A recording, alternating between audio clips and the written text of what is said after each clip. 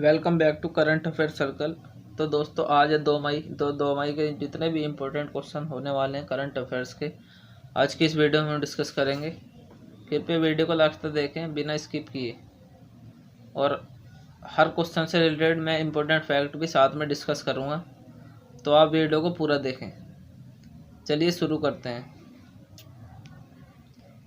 तो आज का हमारा पहला क्वेश्चन है, किस बैंक ने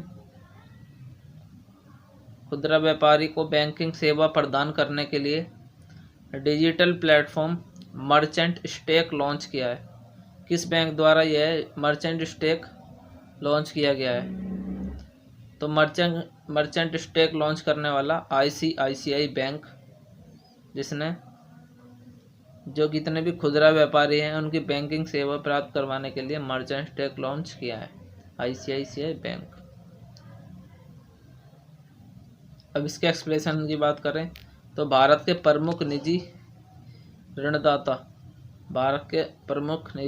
ऋणदाता आईसीआईसीआई बैंक ने हाल ही में देश में 2 करोड़ से अधिक खुदरा व्यापारी की सेवा के लिए एक digital platform merchant stack launch किया है।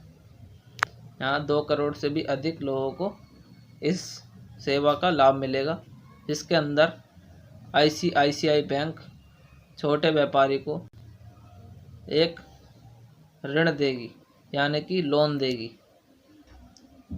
नेक्स्ट,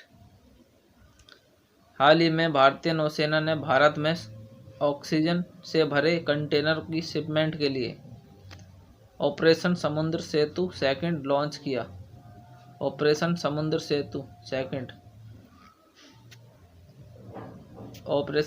सेतु भारतीय नौसेना द्वारा लॉन्च किया गया। तो इसमें भारत सरकार के प्रमुख वैज्ञानिक सलाहकार ने कोविड-19 के हल्के लक्षणों के प्रबंधन के लिए घरेलू देखभाल के सुझाव दिए।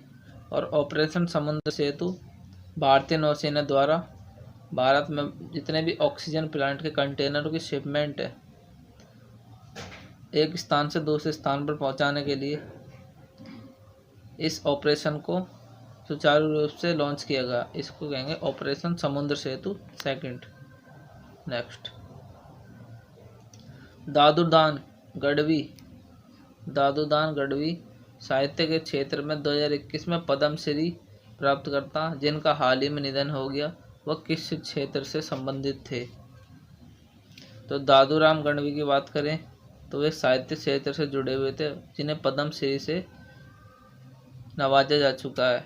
उनका जो निधन हुआ है वो गुजरात में हुआ है, और इनको साहित्य और शिक्षा के योगदान के लिए 2021 में पद्मश्री से सम्मानित किया गया। और ये गुजरात के गुजराती कवि के रूप में इन्हें जाना जाता है। नेक्स्ट, आयुष उद्यमिता विकास कार्यक्रम किस मंत्रालय द्वारा शुरू किया गया है? आयुष उद्यमिता विकास कार्यक्रम, तो यह है सूक्ष्म लघु और मध्यम मंत्रालय द्वारा एमएसएमई, यानी कि एमएसएमई सूक्ष्म लघु माइक्रो स्मॉल और मीडियम एंटरप्राइजेस द्वारा यह कार्यक्रम शुरू किया गया है।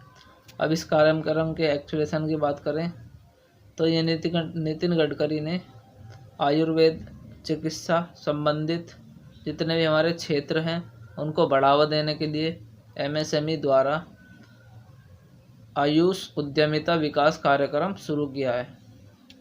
जितने भी हमारे आयुर्वेद चिकित्सा संबंधी जितने भी क्षेत्र हैं उसको बढ़ावा देने के लिए एमएसएमई द्वारा यह कार्यक्रम चलाया गया है। नेक्स्ट, सबीमल चुन्नी का हाल ही में निधन हो गया, वह किस खेल से संबंधित थे? सबीमल चुन्नी वह किस खेल से संबंधित थे? तो वह क्रिकेट और फुटबॉल दोनों ही खेल से संबंधित थे। तो आप इस चीज़ को भी ध्यान रखेंगे। इसके एक्सप्लेनेशन की बात करें तो भारत के ये 4 फुटबॉलर और कप्तान थे, और इनका 82 वर्ष की आयु में निधन हुआ, और ये पश्चिम बंगाल में रहने वाले थे। 1962 में एशिया खेलों में से स्वर्ण पदक इन्होंने जीता है। आप इस चीज़ को भी एडिशनली याद रखेंगे। 1962 में एशियाई खेलों में इन्होंने स्वर्ण पदक जीता है।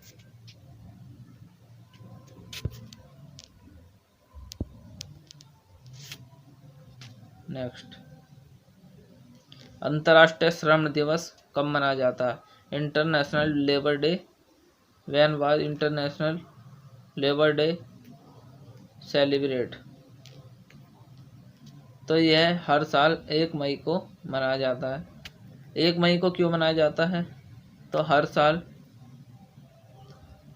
1 मई को श्रमिक दिवस के रूप में मनाया जाता है। इसे श्रमिक दिवस या मई दिवस के रूप में जाना जाता है। अब इस देश को बनाने का उद्देश्य क्या है?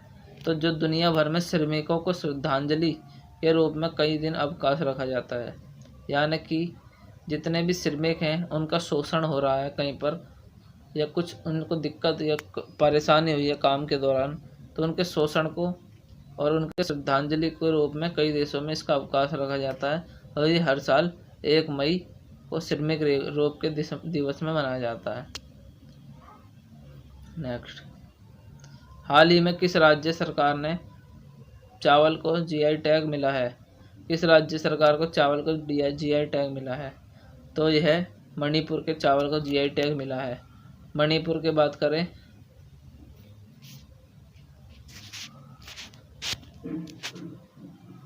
तो चाक हाउ जो मणिपुर का काला चावल है। मणिपुर में एक काला चावल होता है जो वर्ष में एक ही बार उसकी फसल होती है, तो उसका नाम है चाक हाउ। उसको हाल ही में जीआई टैग मिला है। अब जीआई टैग देने वाले कौन हैं?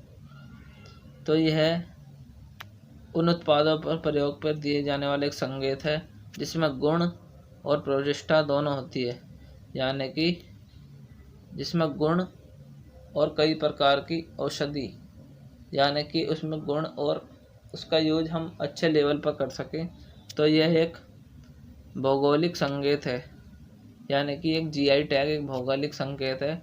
इसको बहुत ही अच्छा माना जाता है।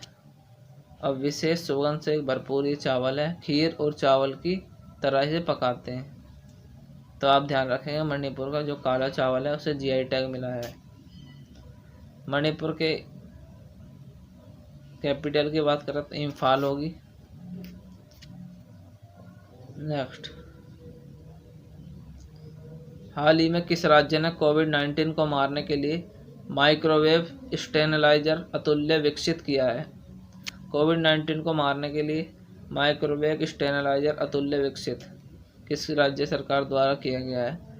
तो यह पुणे गवर्नमेंट द्वारा किया गया है।